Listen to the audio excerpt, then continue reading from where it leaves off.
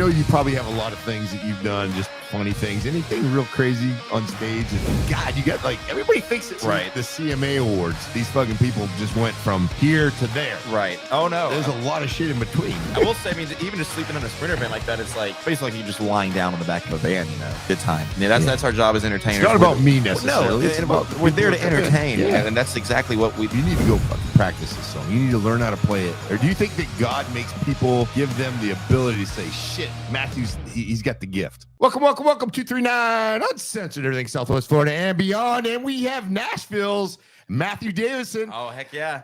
Welcome, Matthew. You're down here for a concert. This is big time. I love it. Love coming down to Florida. Love seeing you, man. Yeah, good to be here. Hey, and for those you don't know, we've got Matthew Kick-Ass Davidson. He's going to be playing tonight at the what the hell's the name of the place? The you're Ranch. Playing? The Ranch. The Ranch. That's right. I'm going to go up there and see it. It's gonna be a good time. It's going to be a great time. The Ranch is fun. It's an open bar.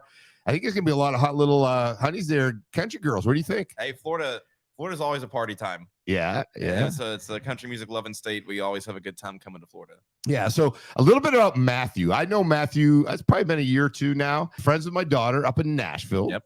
In every bar you go into, Matthew's playing at the Stage, Legends, Whiskey Row. What are some of the other places you play there? Those are the main three, but I mean, I've been downtown now playing down there for about 4 or 5 years. So I've pretty much hit almost just about every single one. Nudies, Valentine, pretty much all of them. But the three you mentioned those are sort of home base for me. Legends Corner, the Stage, and Whiskey Row. I love playing those bars. Yeah, I probably should ask which ones haven't you played in? That probably would have been better. You know, honestly, yeah. There's still a few. I don't play as much classic country, so I haven't played in AJ's or Roberts or Layla's yet. But I love going to those bars and hanging out. There's obviously no shortage of good music on that street by any means. Right. So now you have your own band, correct? Right? Matthew Davidson Band, right? That's correct. And then you are in Florida now playing with Travis Denning. Yes, sir. You got it. Yeah. And what do you do with Travis? You play drums? You play? What do you play? I play guitar for him, baby.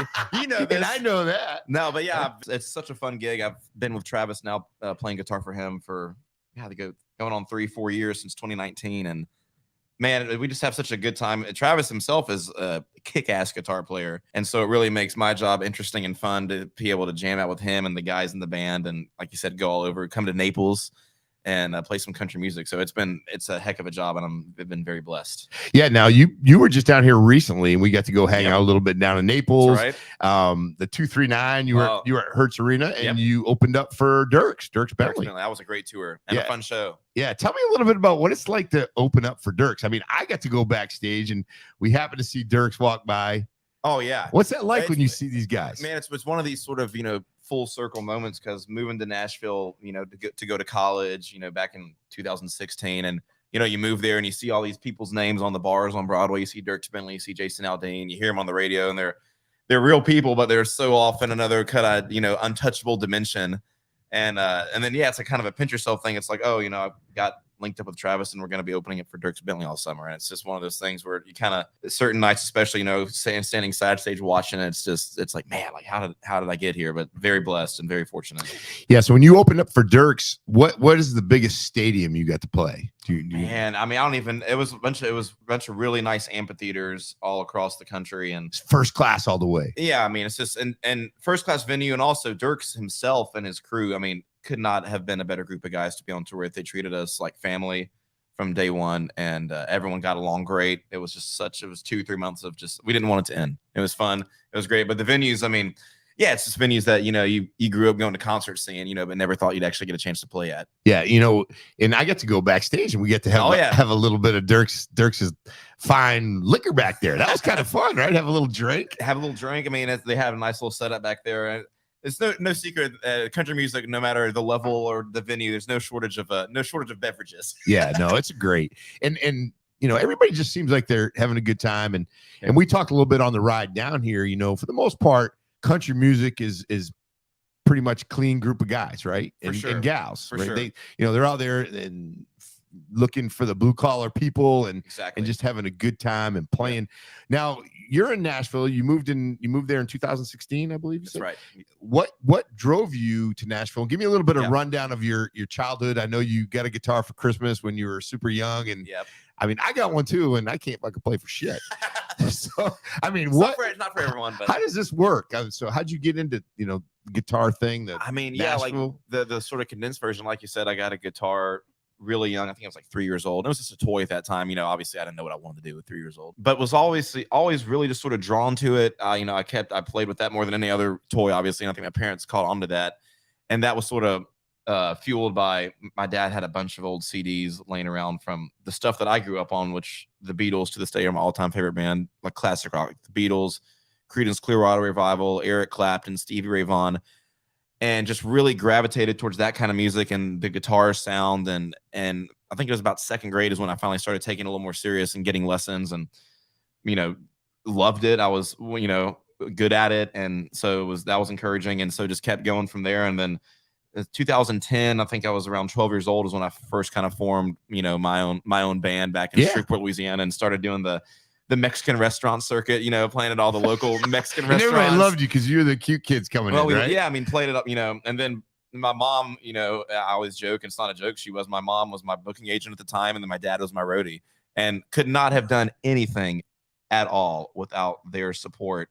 I mean, I was blessed and knew it at the time, but even as I've gotten older, looking back, how supportive they were of literally everything that I wanted to do music wise. It was never once of like, oh, well, play guitar is fun, but go be a lawyer. And I mean, they saw that it was a passion of mine and nurtured it.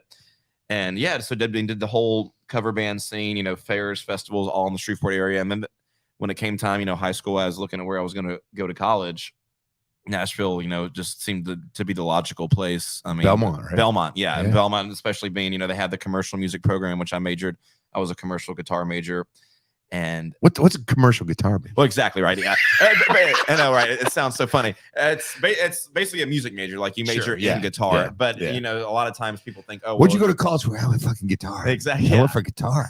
It's fucking amazing. Well, I know exactly, but it's a dream. Well, a lot of times people think music major, I was jazz and classical. I did both of those things, but Belmont was one of the few schools that offered commercial, like how to apply those skills to get a job today in the real world. Yeah. And I had an emphasis in music business, so I took a lot of business related classes, as far as publishing, artist management, stuff like that, to get a somewhat of a grasp on that side of the industry as well. But it was a logical choice. I loved my time at Belmont, met so many great people, even some of the people that I met now, artist wise. Mackenzie Carpenter's blowing up, Ashley Cook, met her blowing up, Patrick Murphy, Tiger Lily, all the friends of mine in college, and now to see them, on tours or doing the same thing, it's really, really cool to see. That's pretty cool. And like I said, I met you through my daughter who lives in Nashville. Correct. And she's been there a couple years, and she said, "Dad, you don't understand. Like Nashville's like we know it as this music place, right? But she said, Dad, it's super small. It is. It's like the biggest. Everybody starts to know each other. So to see all the people that you work with or went to school with, and to see them be successful, that's got to be a cool. No, it's awesome. Yeah. It's awesome, especially friends of mine that I know they deserve it and are talented. It's a really cool thing to see. Yeah. So you talked about some of your influences in music.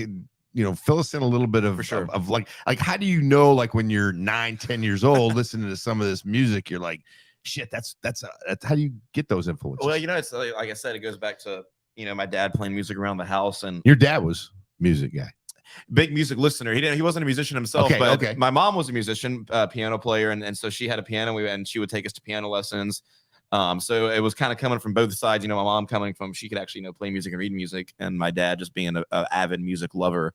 But the Beatles, I mean, that's literally the first band that kind of like, even at a young age, was like, man, I love this. And I mean, the Beatles, man. I mean, my childhood room still covered in Beatles posters. I had every Beatles book. I knew everything about the Beatles. I was a fanatic. And of course, then, it led to, getting DVDs and then seeing all the screaming girls, going crazy for the Beatles. It's like, that looks kind of fun. That's the shit I want. But like music wise, yeah, I mean, they were the first band that really got me into it. And that just kind of progressed from there as far as like, oh, who are the other bands similar to that? And was fortunate enough, thankfully, to check off the bucket list of seeing Paul McCartney and Ringo Starr live, at different points. I mean, and not ashamed to say, Paul McCartney came on stage, I started crying like a baby. Yeah. But it's just like, that's like my hero. I mean, it's one of the reason that I started music. And so, yeah, I mean, just those are without a doubt, my biggest influence. Let me ask you this question. We talked a little bit about it. I know I've got some really good good bands. I love Van Halen. Oh yeah, all those. oh yeah.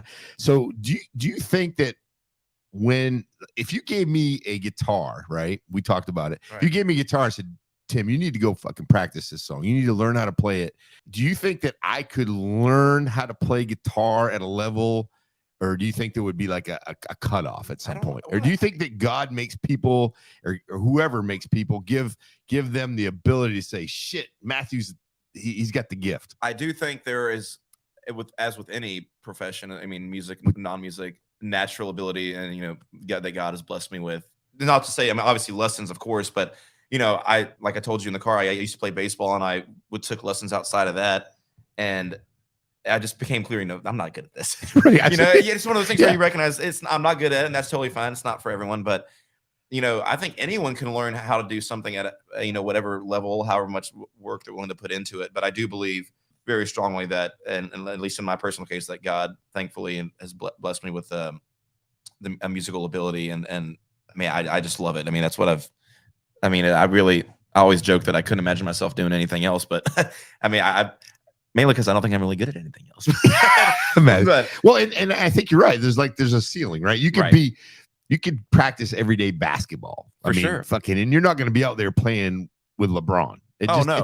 Exactly. You just don't have the skills and capabilities to do that. It's just there's certain people that are limited. So, and everybody's got their own thing, right? I mean, I think people are, some people are good at things and some people aren't. But I've always wondered that, because I always said to myself, God dang it, I wish I could play guitar, man. I could pick up so many chicks back in the day. I mean, I mean, the guitar thing with the guitar, I mean, I don't even know why. I don't even know necessarily why I was gravitated to that versus, drums or bass per se. It was just guitar. And I mean, but that's the kind of music that I loved listening to, was guitar heavy centered music, and the kind that I always like to play. So yeah.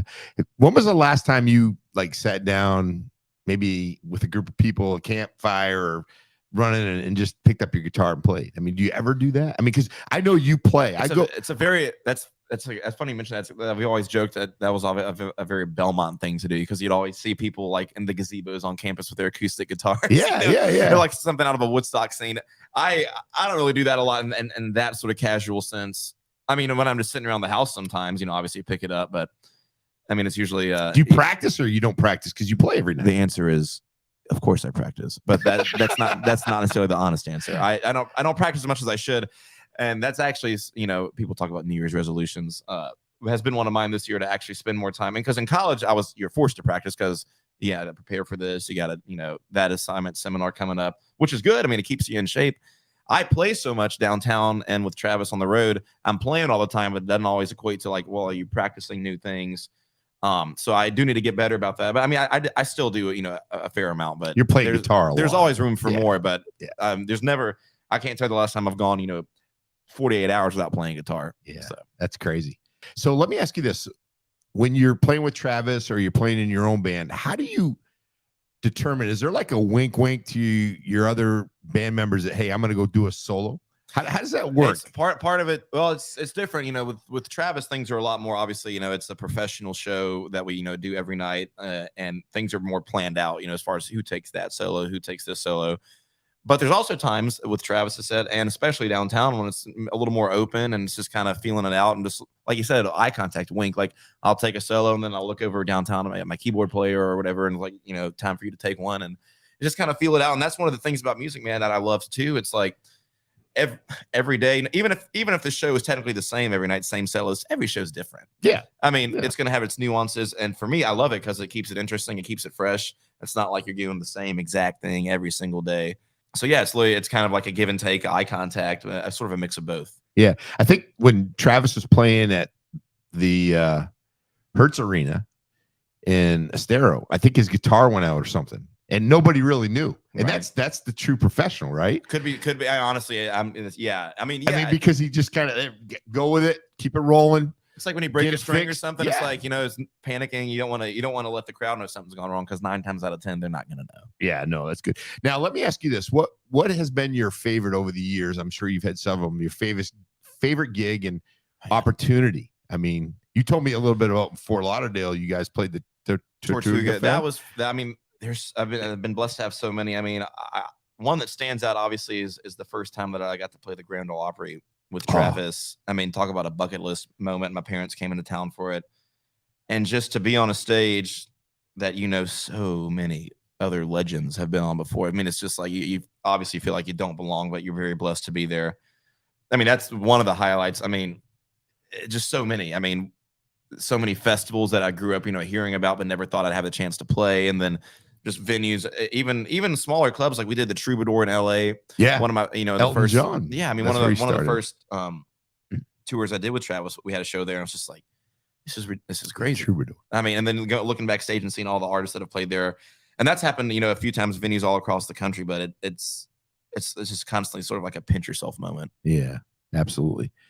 What's the process? Like, I know I was just up with you. You did a sound check, right? You went over a couple new songs, couple things. Like when you're with Travis or with your own band, do you guys practice, or you guys kind of like, because we know when I go to Nashville, like people want to go in, they want to hear, you know, songs that they know, right? Exactly. Cover songs, that type of thing. Yeah, for sure. How do you guys do that? How do you like practice, bring new songs in, try to fit them into your Well, so the funny show? thing is, so the thing with Travis obviously is, you know, we'll have his songs. If he wants to add a new one, he'll send it to us, and we'll go over it during sound checks, or sometimes have a rehearsal. And it's more kind of planned out. The thing with Broadway, I have a general group of guys and gals that I play with, you know, the majority of the time, but I never once in my entire 4 or 5 years of playing Broadway have ever had a rehearsal of any sort outside of Broadway with anyone. You just plug in. Which is, and people are shocked to hear that. And it's kind of shocking even when you first kind of get exposed to it. It's just, you're expected to know 400 songs that are called, you know, the Broadway standards, you know, for everything from Alan Jackson to Blink 182. Right. And everyone's expected to sort of know it. And then like you show up and you meet the guys on stage. So a lot of times for the first time, and then you plug in and play with them. That's amazing. It really is something. And there's, especially after traveling across the country with Travis the past couple of years, there is no place like Broadway anywhere else. Every city has bands to live music, and that's great. But Broadway, being the whole street, multiple bands in each bar, it's really something. And it's kind of even mind-boggling even to think about, like, you're expected, no matter what songs people throw at you, you're expected either to know that song or a song by the same artist. And after enough time playing downtown, there very rarely does it happen now when someone requests a song that I don't know it or don't, you know something similar. At least. So. Yeah. I've been told that you kind of roll up in a bus like at 1:00 in the afternoon from working all weekend in Florida or South Carolina or Georgia, and you take a quick nap, and then you're out at Broadway playing that same night till 2, 3, 4 in the morning. That's right. I mean, does that happen a lot? It does tend to happen a lot. I mean, you know, usually with Travis, we're gone Thursday, Friday, Saturdays, something like that. We usually always get back sometime during the day on Sunday, whether it's morning or afternoon. And then, I'm downtown at least usually 2 or 3 nights a week, you know, Sunday night, Tuesday nights. And, you know, it's definitely tiring, but it's also not that bad because you're doing something that you love. Yeah. I mean, if I was getting back from the bus and going to, you know, a job I hated, then that would be, you know, very not easy, but it's easy to do when it's something that you really love and enjoy doing. Yeah. And you're 24, going to be 25. How do you know this is a prime spot in your life, right? How do you stay motivated and get the spirit? And I think you just hit it on the head, right? You say this is something I love. I fucking love doing this stuff. Right. Fill us in a little bit about that. What's kind of like what you kind of envision yourself, as an artist, whether it be with your band or as a lead guitar player or sticking with Travis, or what do you envision? I mean, the general answer is obviously playing music. I can never envision myself doing anything other than that. Now, what specific, capacity role? Honestly, I mean, I don't know. I mean, I'm kind of just riding the ride right now. Very blessed to be where I'm at already. I mean, it's truly a blessing. And Travis and the guys, we have so much fun on the road. I mean, it's such a great group of guys, great music. I believe in Travis and his career, and it's been exciting to see where it's taken him and us along for the ride so far. As far as Broadway, I mean, Broadway, yes, it's, it's sort of like a second job, but I mean, I can never, even if I got to a point one day when I didn't, maybe, financially need to do it, I feel like I always will, because it's kind of another creative outlet. I mean, because I grew up doing the cover band thing, and there's pros and cons to everything, but I love it. And I mean, people come to Nashville and they want the Nashville experience, and to be able to play a small part in, the people's enjoyment of their trip in Nashville. It's very rewarding to see people come in, on vacation or locals and just kind of have 3 or 4 hours to kind of forget about life's other crap that they throw at them and just, be able to enjoy music with everyone else. Yeah, when I go to Nashville, I know my daughter, she likes to go like, I'm gonna go listen to club music or whatever. I'm like, I'm gonna go find some live music, and she makes fun of me. She says, LM. I go, where's Matthew playing? And if he's not playing, he's gonna be playing soon later that night, or somebody. So I really and I'm sure you look in the audience and you can see everybody comes to Nashville, they got like a drink in the hand, they're enjoying themselves. Right. It's kick ass, man. Yeah, what makes Nashville different than any other place in the country? I mean, it's obviously Nashville, right? I mean, Music City. And history. Another, I think, common misconception about it, and one that I had too before I moved. Obviously, the main thing in Nashville is country music, but there's a reason they call it Music City and not Country Music City, right? Because there is so much wide variety of music in Nashville, even on Broadway alone, especially now. I mean, Broadway, obviously, a ton of country, but there's a ton of rock bands down there. There's a ton of R&B bands down there. But then off of Broadway, I mean, you got honky tonks. We also have jazz clubs. You have, funk music spots, blues bars. The blues was another thing that I mean, it was classic rock and blues for me growing up, and still is my 2 favorite types of music. I mean, the blues, I mean, I was fortunate enough to play at a ton of blues festivals coming up. And like I said, listening to people like Stevie Ray Vaughan, Eric Clapton, Albert King, Freddie King, B.B. King, the Three Kings. I mean, that kind of music too is such a huge influence on me as a musician and like as a guitar player. And there's still plenty of that in Nashville. No matter, I mean, obviously country music's huge, but I mean, you go down, Printer's Alley, get Bourbon Street Blues Bar. I mean, they're just great places. I mean, there's no shortage of music in Nashville at any point. And I think that's part of the thing that makes Nashville Nashville. Yeah, no, it's when you go there, you get this vibe, you get this feeling like music. And what I like about it is you can go there at freaking 10 o'clock in the morning. You can go ahead and play and freaking listen to music. 10 a.m. on a Tuesday. If you want to if you want to grab a beer, then you to me, that's awesome. Yeah.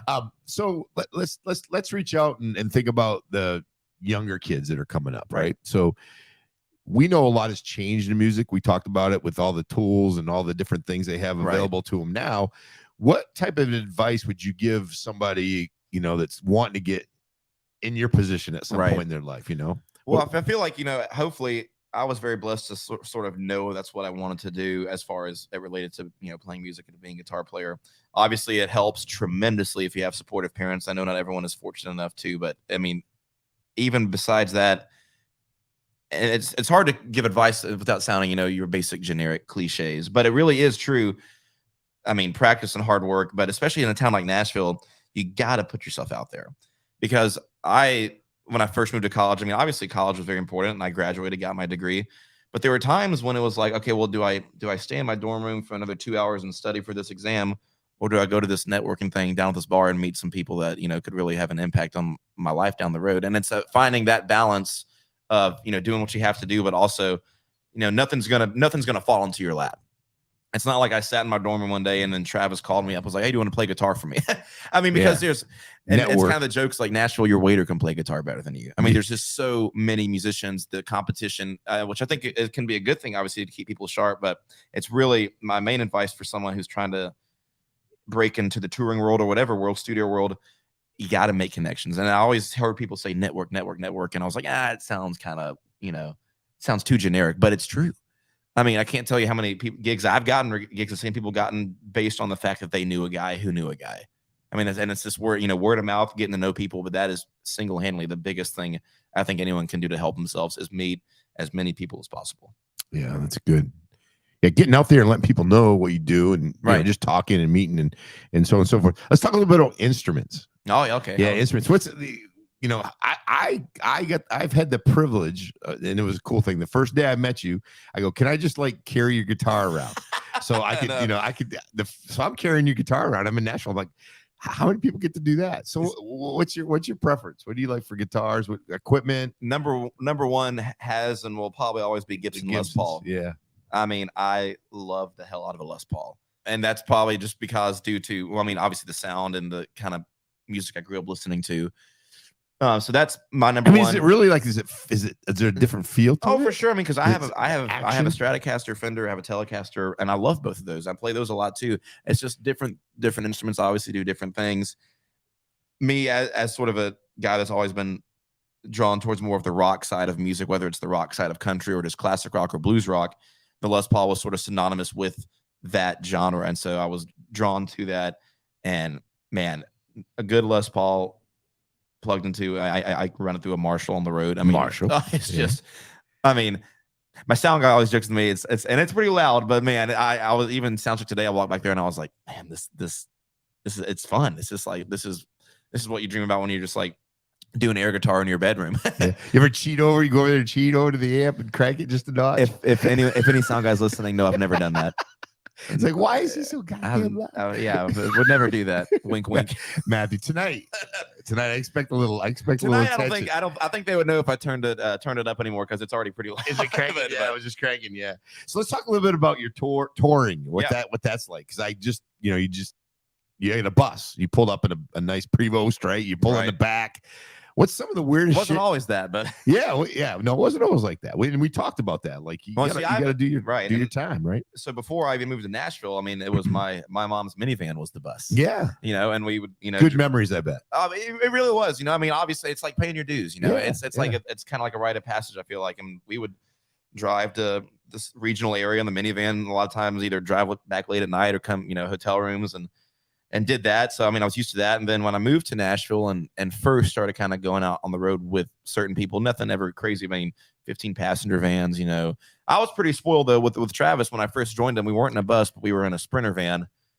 And it was one that was kind of modded and it had bunks in it. I mean, it was still, I kind of equated to if you put a mattress on top of a washing machine, you moved around a lot, but at least you got the layout and not in the front seat. I mean, I was just, and still am. I mean, especially at that time, it being so, everything was so new. I mean, it was, I was riding in the van, going down the road, and I was like, I've made it. I've made it. I'm there. Well, obviously, but of course.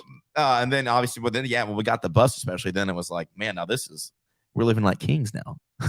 Yeah. Obviously not, there are, glamorous, non-glamorous parts to it, but what's some weird shit? Anybody like get on the bus? And, we've been pretty fortunate. I mean, as far as scary things like that, I mean, it's, obviously it depends on the area you play into or whatever, but right. There's certain days when it's like, make sure to keep the bus locked today, boys. Where you're parked at. But yeah, I mean, and that's a whole other thing too about going back to a group of guys. I mean, obviously to be in a sort of a touring position or whatever, you have to obviously be good at your instrument. That goes without saying. Yeah. But as big of a thing, if not bigger, is be a good hang.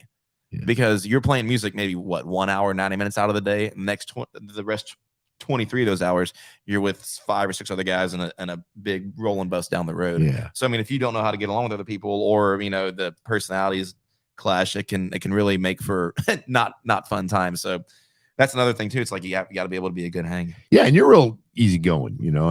I like to think young so. guy, but you got I think you got so. Maybe not about some things. Yeah, well, you are. Do you have any like rituals, superstitions, anything before shows or anything that just what gets you amped up and pumped up, ready to go? I mean, just being there, obviously. And that's really kind of it. I'm not personally, I haven't fallen too big into, like superstitions or like necessarily pre-show rituals. I'll say with Travis, we all gather as a band in a little huddle before each show, and Travis will usually crack a joke or say something to get us fired up, and we'll, maybe take a drink or something real quick and have a little handshake we do. But as far as that, I mean, it's just like, yeah, I mean, it's the environment, it's like when you see the lights go down or you hear kind of the people filling up and things are getting louder. I mean, that does it for me, man. And it's not really even more of a nervous thing. I mean, it's more just like an anxious, like I'm ready to get out there. I'm ready to get it done. What's the craziest place? We talked a little bit about sleeping. I mean, you're sleeping in these bunks with everybody. Right. Has there been a situation where you had to like sleep on the ground, or I mean, because God, you got like everybody thinks it like when they see the CMA awards that these fucking people just went from here to there. Right. Oh no. There's a lot of shit in between. Like I will say, I mean, even just sleeping in a Sprinter van like that, it's like you're basically, it's a modified, so it's basically like you're just lying down on the back of a van, There were things like that. I mean, with the bus, I mean, it is nicer, but yeah, I mean, you're still just, rolling down the highway 80 miles an hour at night, going through God knows where interstates. But I mean, it's part of the excitement, waking up in a new city and no day is exactly the same as what I'm trying to say. Yeah. And that's what I told you earlier about. I like it. It's like, it's a fun and interesting job, and it keeps you on your toes, because even if you're on the same tour with, like the Dirks tour, every day had the same schedule, but every venue's different, every crowd's different. And so it always keeps you interested about what the day is going to bring. Yeah. And that brings me up to this fans, right? So you got fans. I know you got people that adore you, right? Good and bad, right? Or whatever. Probably not bad. Have you? Tell me some of the crazy shit that's happened, like with the fan, like on Broadway. I mean, have you? I mean, Well, the funny thing is, and crazy. I've joked with my parents about this. I've called Broadway the center point of the universe because, you know, I did just Broadway for about 2 or 3 years before I got connected with Travis, and I cannot tell you how many times we'll be at a Travis show in either a big city or in the middle of nowhere, and I'll get like a message on Instagram saying, "I saw you at Legends Corner 2 years ago," or a thing, and it's crazy because it's like, I mean. Yeah, I mean, and then, you know, obviously you meet, and then on Broadway, you know, you meet people asking where they're from, and 9 times out of 10, it's a place that we're going to with Travis later in the year. So it's like, oh, we're going to your hometown, and you know, I mean, I've had a lot of people come to shows that way, just meeting them on Broadway and telling them we're swinging by your area, you know, come out to the show. So it's really with Broadway and with Travis, you know, either direction, meeting different people and seeing how those worlds overlap is it's just been very crazy and funny. Yeah, and when you're on tour, I mean, what's your kind of routine? I mean, what is the normal, if there's any such thing? Yeah, I mean, thankfully do you get a little exercise in, or again, of course, I work out every day. 2023. Yeah, I should. I know. I will This say, is what I'm gonna do. Me and the boys on the Dirkster, actually, they got us hooked on pickleball. Oh, I love it because his camp was really into it, and so we started playing it, and we loved it. And so even today and last night, we're playing like a honky tonk club. We taped out the pickleball court on the dance floor. You know, we're playing pickleball inside. Yeah. And that's good exercise. I mean, as far as routine, ever since I started playing downtown and playing till 2 a.m, I've been a night owl. I'm nocturnal. So thankfully, with the music industry, I don't have to usually get up, you know, before 11 a.m. or noon.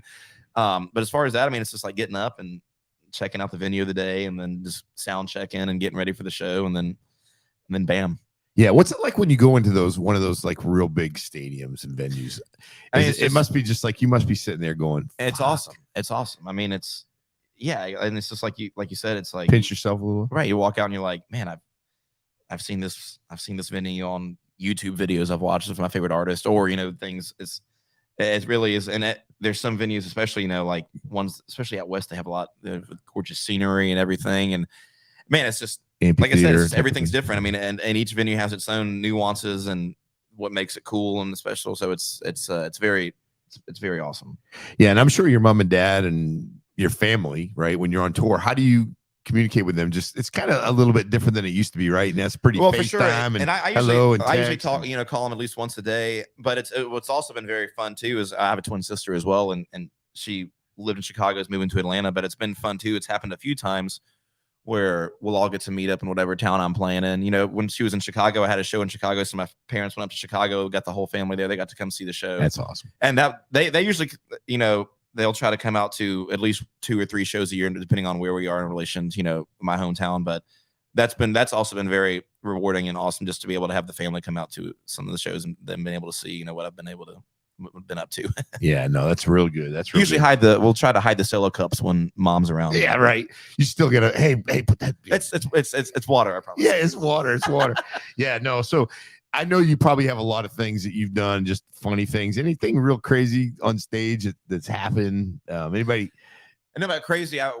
Last year for my birthday, we were in Ralston, Nebraska, opening up for Cole Swindell. We did a tour with him. It was awesome. And I mean, obviously the guys knew it was my birthday. I didn't make a big deal out of it. And there was one point in the set when I kind of walk on the catwalk and take a solo, and I was doing it just like every other night, and all of a sudden, Vaughan, our tour manager, runs out on stage with a shot of Rumpelmints and, you know, pours it down my throat while I'm playing, and then Travis jumps on my back, you know, and it's little things like that. I mean, it's just, you know, the shenanigans. I mean, at the end of the day, yes, it is our job, and we're there to do a job. But I mean, we have fun. We have fun at the same time. How could you not? Now, how do we find you? Like, I know you've got an Instagram. I'm on there all the time, and you're like in this city, that city. Yeah, keep an eye. How do I get on Instagram? Matt H. Davidson, MatthewDavidson.net. His website, on Facebook as well, Twitter, all of them. So yeah, big. Now, how big is social media play in your huge your business? Tell me a little bit about that. The biggest, and yeah, it's because it's like, you know, like you said, moving to Nashville, it's like you got to meet people, but, you know, just shaking their hand one time at a bar, I mean, that's really not making a lasting connection. You know, then you follow them on Instagram, you follow up with them. I mean, it is huge. I mean, and social media obviously has its pros and cons, like anything. It's very easy to go down a rabbit hole and let it consume you in every way, but it's so important as far as staying connected, seeing what other people are up to, and just, you know, knowing what's going on in your industry. I mean, it's huge. Yeah. Well, and the thing is, we can kind of keep an eye on you, right? Right. And I can keep an eye on That's you, right. Yeah. And that's good, though, because, you said you're coming down here to the ranch, and then I'm Right. like, hell yeah, I want to go. Exactly. I want to go. And Right. then, kind of, we've been talking about doing a podcast for a while. I know. I'm glad it worked out. It's fun to do it here. Do you like the studio? The studio is amazing. Yeah, it's a good time. I knew you would only have a good setup, but I walked in here. I mean, this is really something nice. Yeah, and we can do it. You can call in. So if you're ever out at a big one, you can call, hey, I'm out here. Yep. Yeah. So we get out, and then we're having a good time. So 2023, we're gonna pump it up a little bit at 239, and it's just a great time. And I can't thank you enough for stepping in and anytime. It's my here. pleasure. It's a good time. It's my pleasure. And we're gonna see you tonight. It's gonna be a fun show. Yeah, we're gonna at the ranch. Yep. I believe the show starts opening the doors at 7. Yep. You have a band that comes on before you. You guys will probably play around 10. We're gonna be there. This is not live, so when you hear this, but make sure you follow Travis. Get some good. What are some big hits that Travis has that you can go up and look at? His first music? Number one, After a Few, that went number one. After a Few was good. Went number one right when COVID hit. It was couldn't the timing wasn't ideal, but I mean he's got After a Few, Abby, but he's the thing with Travis. What's that one? David Ashley Parker from Powder Springs. And I love that one because it's about a fake ID. Yeah, it's a fake ID one, and I'm sitting there going, that's interesting. But that's another thing. I mean, Travis, obviously, I mean his music. It's so fun to play because it's kind of like just the right amount, a mix of country with rock influence, guitar centered, because Travis himself is an amazing guitar player and musician. And so, man, even before I played with him, listening to his music is always something that I've done and enjoyed. Fuckers make it look so easy. and that's an endearing way of saying it. But God, Matthew, at least act like you're trying. I mean, I watch you like in Nashville, I think you're texting sometime while you're playing. How the fuck do you do that? Well, it's hopefully not texting. It's usually looking up song requests that we're getting in our life, but or the Venmos. I mean, maybe occasional text. That sounds kind of bad. I don't mean it a bad way, but it's just amazing that you can. I mean, and when you play a song, what's obviously right now, what's your number one played song? Oh man, it's got to be. It's got to be like Tennessee Whiskey with Friends in Low Places, Sweet Child of Mine. Oddly enough, Sweet Child of Mine. And anything country, Shania Twain, whatever. And that's another thing about Nashville. It's like, you're playing the same songs every night, like I am with Travis, but each time it's a little bit different. You can add things to make it more interesting. But I mean, those songs. Do you get any you're like, oh fuck, I don't want to play this one right now. Oh, all the time. You must all the time. I'm sure you. Not to say anything bad about Tennessee Whiskey, but I love that song. Oh, it's a great song. But you must be like, oh. I like Wagon Wheel. It's like, but look, you know what? At the end of the day, especially when people tip, it's like I might have played this song 20 million times, but they want to hear it. They're in Nashville, and that's what we're there to do. And I always got really annoyed because when I first started playing downtown too, there'd be maybe some of the older musicians who had been down there for a while, and they would say, "Oh, you don't play that Florida Georgia line crap or whatever." And it's like, man, like everything is subjective, obviously musical taste, but I'm here to let people have a good time. That's our job as entertainers. It's not about me necessarily. We're there to entertain, and that's exactly what we aim and strive to do. And if someone wants to hear Cruise for the third time tonight, and if they're paying money for it, especially, it's like, you know what? Do it. No one is too good to not play a song, Yeah. And so I always try to keep that in mind, because I'm guilty of, a few times getting a request. I'm like, oh, God, I don't want to play this for the third time. But you know what? There are people there to listen to it. They want to listen to it, and it's my job to entertain, and it's the best job ever. Yeah. What's your favorite? Personally, your favorite? You probably have a hard time to say that on a podcast, but what's your favorite place in Nashville as far as bars wise? Which one do you like? Man, I like them for different things. I mean, do you ever go just without playing, or? Oh, for sure. Not that often. If a mom's listening, I don't go out that much. But no, I mean, that's another thing too. It's like, and then good friends of my daughter. So if you're out, she might be out. Right. Well, the fun thing about Nashville too is, and especially on Broadway, it's such a family of musicians because everyone plays for everyone. And so especially if you're not playing, or if you're in between gigs, you walk into a bar, you see a buddy of yours, hey, why don't you hop up and play a song? And that kind of stuff happens all the time. And so, yeah, I mean, and also, like I said, there's just no other place like Broadway in the country. I know, especially with the locals, people, Nashville locals, like, oh, Broadway, blah, blah, blah. And like with everything, yeah, I can get a little rowdy sometimes, but really people, I think, should realize how blessed Nashville is to have something like that as a place where there's just so much music in such a small little area. And the talent is just disgusting how good people are in Nashville. Like you said, that your waitress or waiter can sing better. Yeah, exactly. Oh, seriously, yeah. Have you ever been playing and there's been like a big full out freaking brawl going on? Oh, for sure. That's happened a couple times. Numerous times, yeah, I'm sure, just, right? I get somebody it's getting just like thumped. if it's not too bad, you try to keep playing on and kind of ignore it. If it gets to the point where you got to take a break, it's like, okay, step back, let security do their Little roadhouse action. Yeah, thankfully, Shit Broadway's not like too doesn't go full Sturgis on them.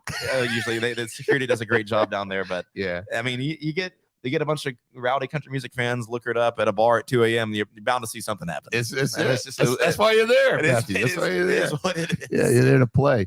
Well, Matthew, I'd like to thank you, buddy. Thank you, man. It's great. You're always doors always open. We I want you to come appreciate it. down, and we're looking forward to seeing you play tonight. It's gonna be fun. We'll be up there having a great time. And again, thank you for coming in. Thank you, man. Yeah, you're the man. I love it. Woo! Enjoyed it. Again, one more time on Instagram. How do I track you? Matt H. Davidson, Matth Davidson. Yeah, all right. We got you. Play a little tune. It's awesome. That's right. Yeah. 239 Uncensored, everything Southwest Florida and beyond. And we are rolling out of here.